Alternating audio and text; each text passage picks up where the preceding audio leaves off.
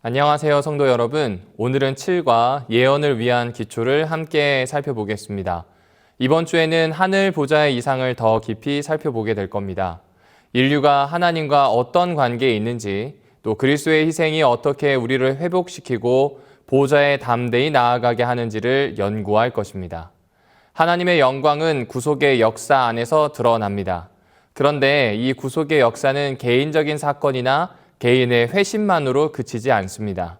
하나님은 인류 전체를 회복시키기를 바라십니다. 인류뿐만이 아니라 피조 세계 역시 회복시키셔서 그분의 영광을 드러내고자 하십니다. 지난 교과 나라 파트 1에서 살펴보았던 것처럼 하나님은 왕이시고 인간은 그분의 백성이 됩니다. 그리고 하나님이 다스리시는 영토는 이 지구상 모든 곳이 됩니다. 이 안에 있는 모든 것들은 연결되어 있습니다. 그러나 죄는 이 모든 관계를 무너뜨렸습니다. 하나님과 인간 사이의 관계, 이웃과 이웃 사이의 관계, 또 인간과 피조물 사이의 관계 모두를 무너뜨렸습니다. 회복되지 않는 상황이 되었습니다. 인류의 반역은 하나님만이 끝내실 수 있습니다. 하나님의 사랑과 하나님의 자기 희생의 성품이 곧 그분의 영광을 드러나게 할 것입니다. 인류의 타락은 하나님의 의도하심은 아니었습니다. 하지만 십자가는 하나님을 가장 놀라운 방식으로 드러낼 것입니다. 이 모든 이야기의 중심 장소인 하늘 보좌, 그리고 그와 관련된 이상이 어떤 의미들을 지녔는지 살펴보도록 하겠습니다. 먼저 일요일입니다. 오늘 본문은 이사야서 6장 6에서 8절입니다. 그러자 나에게로 사랍 가운데 하나가 날아왔습니다. 손에 시뻘건 숯을 들고 있었습니다. 부집개로 제단에서 꺼내온 것이었습니다. 그가 그것을 나의 입에다 대고서 말했습니다. 보라, 이것이 너의 입술에 닿았다. 그래서 너의 잘못이 제거되고 너의 죄가 용서받았다. 그러고서 나는 주님의 목소리를 들었습니다. 이렇게 물으셨습니다. 내가 누구를 보낼까? 누가 우리를 위해서 갈까? 내가 대답했습니다. 저 여기 있습니다. 저를 보내주세요. 주님이 말씀하셨습니다. 가서 이 백성에게 말하라. 이 구절은 하나님의 은혜의 깊이가 얼마나 깊은지를 말해줍니다. 이상 중에 하늘 보좌의 환상을 보았을 때 이사야는 그의 부정을 깊이 깨닫게 되었습니다. 그래서 그는 화로다 나여 망하게 되었도다. 나는 입술이 부정한 사람이라고 고백합니다. 그가 이런 두려움과 절망을 느낀 데에는 자신이 입술이 부정한 백성 중에 거주하면서 만군의 하나님을 배웠기 때문이라고 부연합니다. 이때 이사야는 자비를 간구하지 않았습니다. 그리고 하나님이 자신을 구원해 주시기만 하면 맹세를 하겠다는 그 흔한 말도 하지 않았습니다. 모든 증거는 그가 자신의 상황을 소망 없는 것으로 간주해야 하는 것처럼 보였습니다. 그러나 연기 속에서 정결케 하는 숯을 가진 한 스랍 천사가 등장합니다. 이 등장이 참으로 놀라운 장면입니다. 왜냐하면 하나님은 우리를 멸하시기 위해서가 아니라 오히려 우리를 구속하시기 위해 자신을 알려주는 부분, 이야기이기 때문에 그렇습니다. 이는 창세기 32장에 나오는 야곱의 경우에서도 출애굽기 19장부터 24장에 등장하는 이스라엘의 족속과 관련된 이야기에서도 그렇습니다. 숯을 취한 제단의 정체를 정확하게 설명하지는 않습니다. 그러나 숯이 등장하는 것으로 보아 번제단 중에 하나의 숯을 가져온 것이 아닐까 추측해 봅니다. 어쨌든 그 불에서 탄 번제물 혹은 제물의 일부가 숯입니다. 게다가 스랍이란 단어 역시 흥미롭습니다. 스랍은 불타는 것 같은 존재를 지칭하기 때문입니다. 즉, 이 이야기의 중심 소재는 불입니다. 불이 매우 중요합니다. 불이 하나님의 거룩하심을 상징하는 이미지로 사용된 것으로 보입니다. 하지만 불은 큰 축복의 원천일 수도 있지만 결코 쉽게 제어할 수는 없습니다. 불은 파괴하기도 하지만 정결케 할 수도 있습니다. 그러므로 이 불은 매우 매력적이지만 두려운 것도 사실입니다. 또한 불은 질량을 에너지로 전환시킵니다. 하나님의 거룩하심도 이와 같다고 볼 수 있습니다.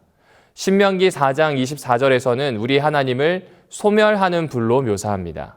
이것은 이사야서 33장 14절과 히브리서 12장 19절에서도 그렇게 나타납니다. 그러나 그 불은 의의 불입니다. 불이만이 그 가운데서 삼켜집니다. 이사야서 33장 14절부터 15절을 함께 보실까요? 시온에서는 죄 짓는 사람들이 무서워합니다. 하나님을 멀리하는 사람들에게 떨림이 덮칠 것입니다. 그들이 이렇게 말할 것입니다. 우리 가운데서 누가 모든 것을 집어삼키는 불 속에 머물 수 있을까? 우리 가운데서 누가 영원한 화독 속에 머물 수 있을까? 15절입니다. 그런 곳에 머물 수 있는 사람은 오로지 공의롭게 살아가는 사람, 올곧게 말하는 사람입니다.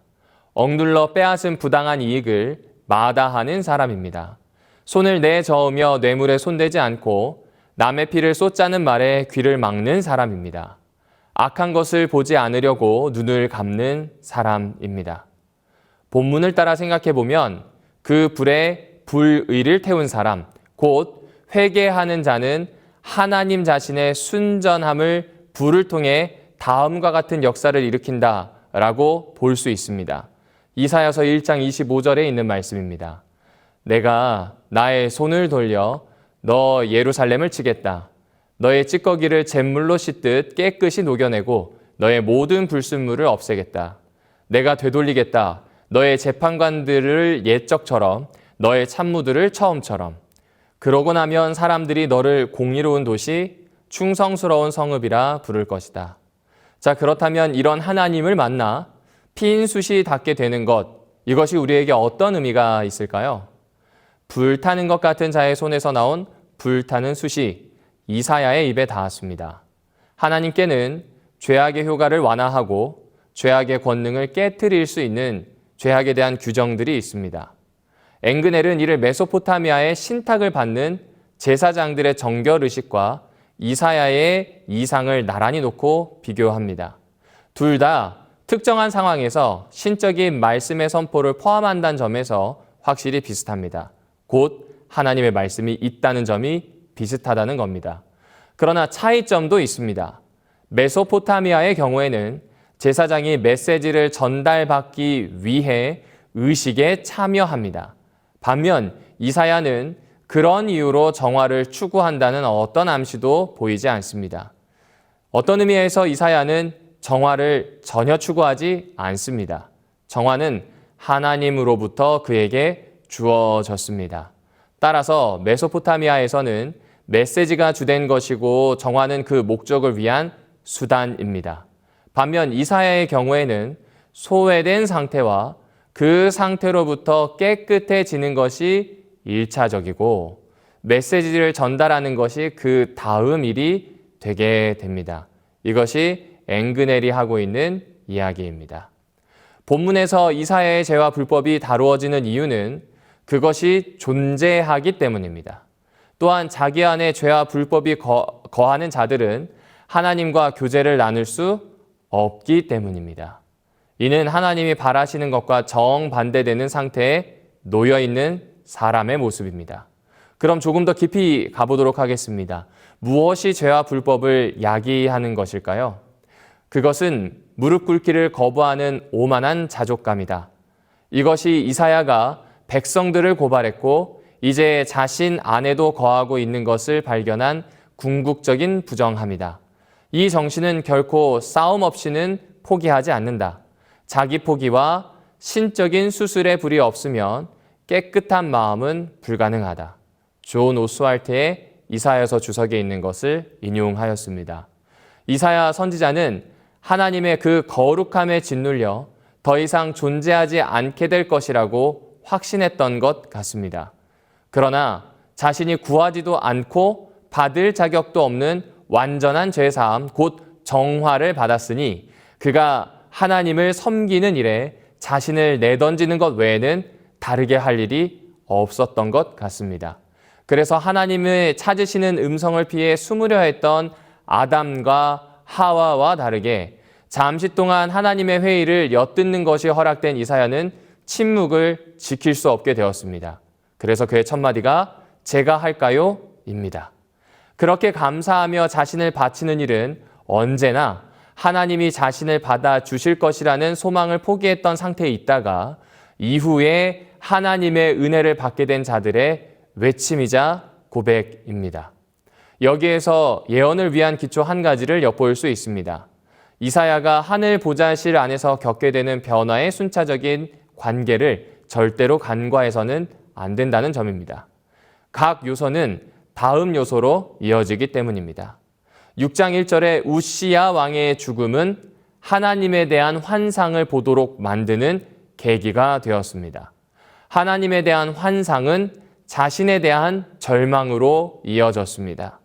자신에 대한 절망은 피인 숫을 통해 죄의 씻음을 가능하게 했습니다. 죄의 씻음은 하나님을 섬길 수 있는 가능성을 인식하도록 만들어 주었습니다. 그리고 마지막으로 이 총체적인 모든 경험이 자신을 하나님께 드리는 일로 이어지게 되었습니다. 교가 저자는 이를 요한의 이야기를 통해 다음과 같이 언급합니다. 요한 자신도 은혜와 구원이 필요한 죄인이었지만 그의 사역은 은혜와 구원을 가져다 줄 수 있는 유일한 분을 가리켰다. 예수님은 아버지의 영광을 온전히 나타내시는 분으로 오셨고 하나님은 하늘의 스랍이 할 일과 비슷한 임무를 수행하도록 죄인인 선지자를 보내셨다. 그렇습니다. 하늘 보좌실은 하나님이 계신 거룩한 곳입니다. 이곳은 인간이 들어갈 수 없습니다. 이사야처럼 이상으로 잠시 볼 수 있으나 그 이상 중에서도 자신의 부정과 망하게 되었음을 절망하도록 만드는 구별된 곳입니다. 그러나 하나님은 순차적인 변화를 통해 섬김의 가능성을 인식하게 하셨습니다.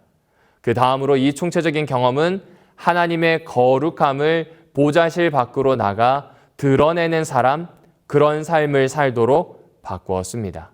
자, 그렇다면 그 보좌실 안에 있는 또 다른 존재, 스랍 혹은 그룹이라고 하는 이 존재는 누구일까요? 그리고 그는 왜 보좌실에서 굳이 하나님 대신 이사야에게 다가와 그의 존재감을 나타내었을까요? 월요일에 두 그룹이라는 내용을 통해 확인해 보겠습니다. 사실 월요일은 화요일 내용까지 이어지므로 화요일까지 함께 살펴보도록 하겠습니다. 본문은 창세기 3장 22절부터 24절입니다. 여호와 하나님이 말씀하셨다. 아, 사람이 우리처럼 되어서 좋음과 나쁨을 아는구나. 이제 손을 뻗어 생명나무의 열매도 따먹고 영원히 살겠구나. 그런 일은 없게 해야지. 여호와 하나님이 사람을 에덴 동산에서 내보내어 땅을 갈게 하셨다. 사람이 그 땅으로부터 나왔던 것이다. 하나님이 사람을 내쫓으시고는 에덴 동산의 동쪽에 그룹들과 번쩍이는 칼날을 두셨다. 그래서 생명나무로 가는 길을 지키게 하셨다. 하나님은 인간이 그의 손을 뻗을지도 모르는 것에 관심을 두셨습니다. 개역 개정에는 들어라고 돼 있고 히브리어로는 샬라흐입니다. 그래서 하나님은 동산에서 인간을 내보내셨습니다. 이 역시 히브리어 샬라흐입니다. 동일한 히브리어 동사가 인간이 할지도 모르는 일과 하나님이 하신 일을 한꺼번에 가리키고 있습니다. 22절과 23절에 또 다른 동사가 반복됩니다. 그것은 바로 취하다입니다. 생명나무의 열매도 취하고 그와 나왔던 땅을 설명할 때도 곧 그가 나왔던 땅 자체가 그를 소유한 것으로 보는 라카흐라는 표현도 씁니다. 이 두 동사를 나란히 놓은 것은 인간이 자신의 의지로 동산을 떠난 것이 아니라는 개념을 강화해 줍니다. 그리고 인간은 친절하게 호위를 받으며 동산 끝으로 간 것도 아니었습니다. 사실 인간은 쫓겨났습니다. 죄는 인간을 하나님으로부터 철저히 분리시킵니다. 하나님과 친밀했던 관계는 소원해지게 됩니다. 사람은 동산에서 추방시키는 것은 임시적인 조치가 아니었습니다. 당장은 아니더라도 일어날 수 있는 어떤 일이 행해질 수 없도록 완벽하게 예방 조치까지 취했습니다. 하나님은 마치 동쪽 입구를 통해서만 동산에 다시 들어올 수 있는 것처럼 그룹들과 빙빙 도는 불칼을 에덴 동쪽에 두셔서 다시는 인간이 들어가지 못하도록 막으셨습니다. 이것은 성막 혹은 성전으로 들어가는 입구가 동쪽 문에 있었던 것과 매우 연관이 깊습니다. 이런 이유로 볼 때 그룹들은 나중에 레위인들이 성막을 지키기 위해 그 주변에 주둔하고 금지된 성소에 침입하는 자들을 죽이는 것과 상당히 비슷한 기능을 갖고 있다라고 볼 수 있습니다. 그룹이 지키는 일을 하는 경우는 구약에서 창세기가 유일합니다. 그룹을 언급하는 모든 구약 본문은 직접적으로나 간접적으로 그룹이 하나님의 임재의 상징임을 암시해 줍니다. 그룹은 에덴 동산을 지키지만 하나님을 지키지는 않았습니다. 그룹은 하나님의 이동 수단입니다. 이것은 사무엘하 22장과 시편 18편을 통해서도 확인할 수 있습니다. 하나님은 고정된 자리에서 그룹 위에 앉아 계십니다. 그런데 여기에서 언급하는 그룹은 성막과 성전에 있는 언약궤 덮개 양쪽 끝에서 마주보고 있는 두 그룹을 의미합니다. 또한 에스겔서 1장에서 그룹들은 바벨론에 사로잡혀간 하나님의 백성들과 함께 하시는 하나님의 임재를 나타냅니다. 이를 요약해 볼까요? 그룹은 하나님의 임재를 상징하는 신비로운 존재입니다. 그리고 아래 드러나고 있는 표처럼 다양한 모습으로 드러나고 있습니다. 그러므로 그룹은 표에 나타난 것처럼 하나님의 영역을 수호하고 하나님의 임재를 상징합니다. 그러나 천사는 하나님의 메시지를 전달하는 임무를 수행합니다. 이것이 매우 다른 특징으로 볼 수 있습니다. 이들의 역할도 다릅니다. 그룹은 하나님의 보좌 주변을 지키고 찬양합니다. 또한 천사들은 인간에게 하나님의 뜻을 전달하고 도움을 줍니다. 따라서 그룹과 천사는 목적에 있어서 차이를 보입니다. 다시 한번 설명해 볼까요? 그룹은 하늘과 땅의 경계를 수호하는 역할을 합니다. 그룹을 본다면 하나님의 임재로 들어간다는 증거가 됩니다. 그룹은 에덴 동산 밖에 서서 인간이 돌아와 망치는 것을 막습니다. 그러나 천사는 하나님의 대사로서 메시지를 전달합니다. 천사는 하늘에서 보낸 사자라는 뜻입니다. 마리아에게 예수님 잉태를 알린 천사처럼 성경에서는 종종 그런 모습으로 등장합니다. 천사는 하나님을 대신해 임무를 수행하고 위험에 처한 사람들을 구합니다. 마치 베드로가 감옥에서 풀려났을 때처럼 말이죠. 천사의 역할은 하나님의 백성을 안내하고 섬깁니다. 하나님께서 천사를 보내주시는 궁극적인 목적은 다시 하나 된 하늘과 땅에서 인간을 그분의 임재로 돌아오도록 하기 위한 대사로 쓰시기 위해서입니다. 천사는 멋진 존재이지만 성경에서 역할은 조연으로 등장합니다. 자, 그러나 그룹은 다릅니다. 그룹은 하나님의 임재를 상징합니다. 그룹은 이제부터 하나님의 소유가 무엇인지를 드러냅니다. 결국 천사는 하나님의 백성을 안내하고 섬기며 그룹은 하나님의 임재를 상징합니다. 하나님의 궁극적인 목적은 인간을 그분의 임재로 돌아오도록 하기 위한 것라고 보시면 좋을 것 같습니다. 교과 저자는 이와 같은 그룹에 대한 이야기를 다음과 같이 마무리합니다. 인간의 타락 후에 주님은 그룹을 두어 에덴의 출입을 막았다. 하지만 하나님의 임재와 연결된 그룹을 두어 거하게 하신 것은 회복과 소망의 약속이기도 했다. 그럼 하나님의 임재는 이사야나 에스겔처럼 환상을 통해서만 알 수 있는 것일까요? 수요일 민수기 본문을 통해 살펴보도록 하겠습니다. 민수기 2장은 이스라엘 백성이 광야에서 질서 있게 진을 치는 장면입니다. 하나님이 이스라엘 자손을 각각 자기의 진영의 군기와 자기 조상의 가문의 기호 곁에 진을 치게 하셨습니다. 이렇게 진을 치되 회막을 향하여 사방으로 진을 치게 하셨습니다. 이스라엘 진영의 형태와 행군의 형태는 앞에 나오는 그림과 같다라고 볼 수 있습니다. 먼저 진영의 형태는 민수기 2장에 나오는 다음과 같은 모양입니다. 그리고 행진의 형태는 민수기 10장에 나오는 다음과 같은 형태입니다. 이스라엘 백성들의 진영 형태와 행진 형태를 보면 그들이 성막 중심으로 생활했음을 쉽게 알 수 있습니다. 그들이 진영을 이루어 생활할 때는 성막이 진영의 한가운데에 위치하고 행진을 할 때는 언약궤가 맨 앞에 위치했습니다.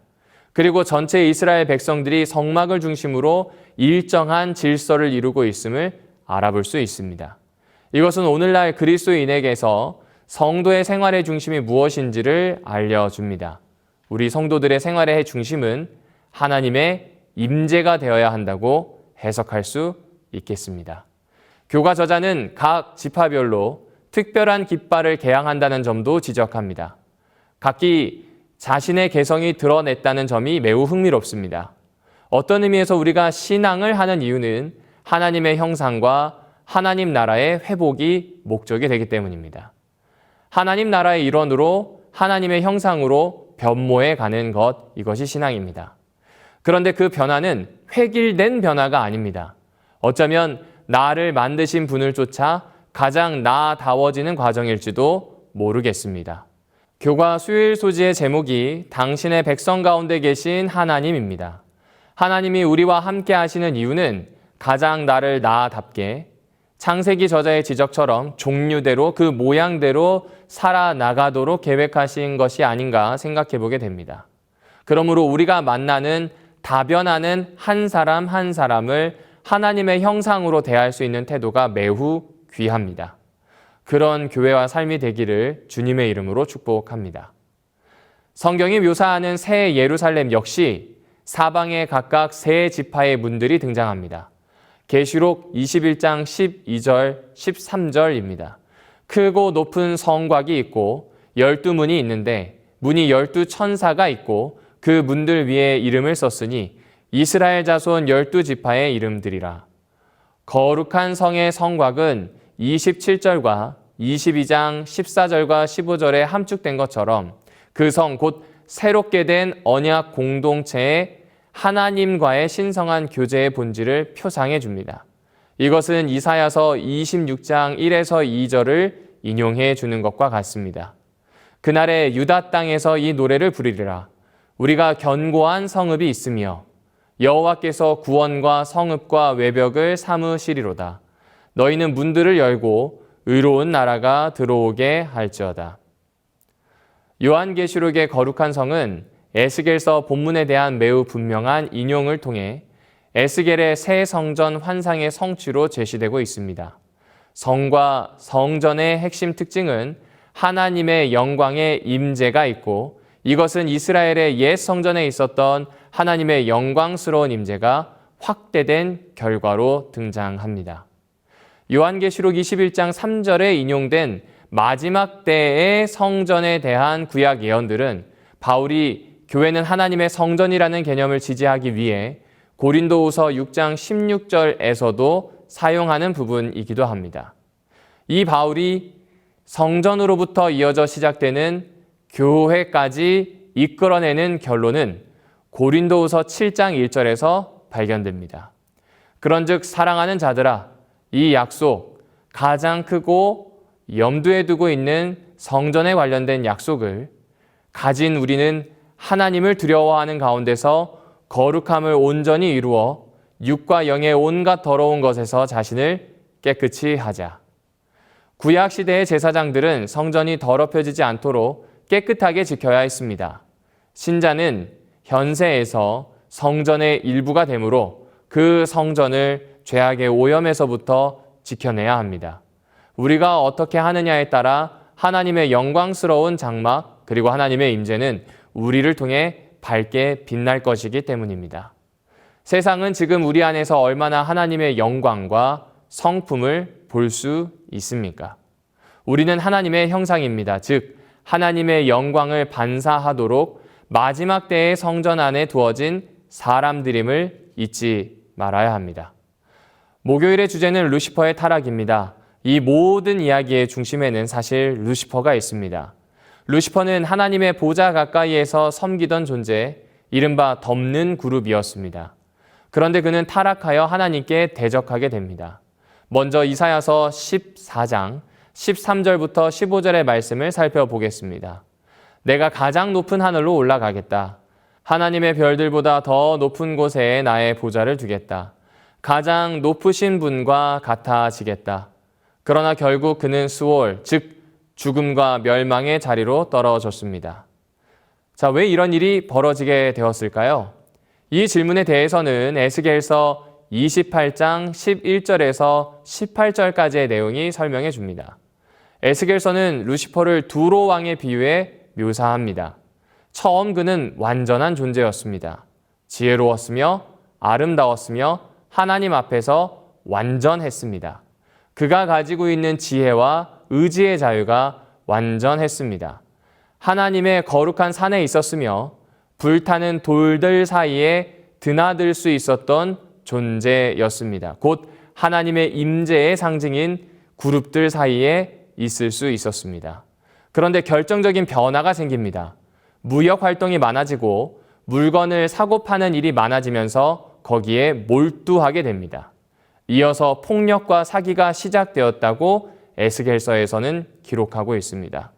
또한 그는 자신의 아름다움과 영화로 인해 교만해졌고 결국 하나님의 산에서 쫓겨나게 됩니다. 이 부분은 단순히 개인의 자랑과 교만의 문제를 넘어섭니다. 두로 왕이 가지고 있었던 경제적인 성공과 환경에 대한 자신감이 하나님의 자리를 찬탈하려고 했다는 점에서 의미가 매우 큽니다. 아시는 것처럼 두로는 지형적으로 천연의 요새였습니다. 쉽게 공격받지 않았고 무역으로 큰 부를 쌓아서 부요한 삶을 누렸습니다. 그러다 보니 하나님 없이도 살 수 있다는 오만한 태도에 빠지게 됩니다. 이러한 현상은 계시록 17장의 큰 음녀 바벨론과도 연결됩니다. 많은 물 위에 앉은 큰 음녀가 받을 심판을 내게 보이리라. 계시록 17장 1절에 있는 말씀이었습니다. 이 장면에서 음녀는 단순히 음란함의 상징이 아닙니다. 그레고리 빌의 주석에 따르면 경제와 권력의 결탁을 보여주는 상징이라고 합니다. 음녀는 많은 물 위에 앉았다라고 했는데 이는 여러 나라 위에 군림하며 경제적인 지배를 행사하는 모습으로 묘사됩니다. 계시록 18장 7절에서도 바벨론이 나는 여왕으로 앉은 자라고 말하며 자만에 찬 모습을 보입니다. 정리하면 루시퍼와 바벨론, 두로 왕은 동일한 구조를 가지고 있다고 볼 수 있겠습니다. 셋 다 자기의 영광을 추구했고 교만에 빠졌으며 경제적 안정과 환경에 의지하였습니다.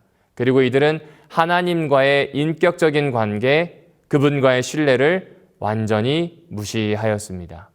이와 대조적인 존재가 계시록 14장에 등장합니다. 12절에 있는 하나님의 백성들입니다. 성도들은 인내하는 자들이니 하나님의 계명을 지키며 예수 믿음을 지키는 자들이다. 하나님의 백성은 관계 중심의 신앙을 살아가는 이들입니다. 그 결과 그들은 어린 양과 함께 시온산에 서게 됩니다. 안교교과는 이렇게 요약합니다. 인류는 에덴에 있었고 루시퍼도 거기 있었다. 그러나 루시퍼는 타락했고 인류는 그리스도를 통해 다시 낙원으로 돌아오게 될 것이다.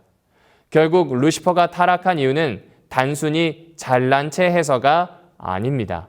그는 자신의 존재의 목적, 그 이유를 잃어버렸습니다. 너무 많은 거래가 하나님과의 관계를 저버리게 만든 것이죠. 하나님의 임재를 반영하고 인간의 회복을 돕는 자리에 있는 그룹과도 같은 그가 자신의 아름다움과 완전함을 스스로가 가진 힘으로 착각했기 때문에 이런 일이 발생했습니다. 이 내용들을 통해 우리 역시 다음과 같은 질문을 해볼 수 있게 했습니다. 나는 어떤 힘을 의지하며 살아가고 있습니까? 내가 누리는 환경과 능력이 하나님의 은혜임을 기억하고 있습니까? 하나님께 영광을 돌리는 삶과 나의 영광을 추구하는 삶 중 나는 어디에 더 가깝습니까? 하나님의 보좌에 대한 환상은 우리로 하여금 하나님의 거룩하심 앞에 선 인간의 실존을 돌아보게 만듭니다. 이사야처럼 우리는 자신의 죄를 깨닫고 하나님의 은혜로 회복되어 부르심에 응답하게 되기도 합니다. 에덴에서 그룹을 두신 하나님은 단절된 인간에게도 여전히 임재하시며 회복을 준비하셨습니다. 에스겔과 요한이 본 그룹과 보좌 환상은 하나님의 통치와 구속하시려는 의지를 상징하고 있습니다. 반면 루시퍼는 자신을 높이려고 했다가 타락했고 바벨론은 경제와 권력으로 하나님을 대체하고자 했습니다. 결국 우리는 창조주께 받은 영광을 돌리라는 부르심을 받고 있다는 사실을 기억하게 됩니다. 예언은 이 부르심에 대한 응답입니다. 또한 우리는 그 부르심을 따라 하나님의 영광을 세상에 드러내야 하지 않을까요? 교과의 해설을 마치도록 하겠습니다. 감사합니다.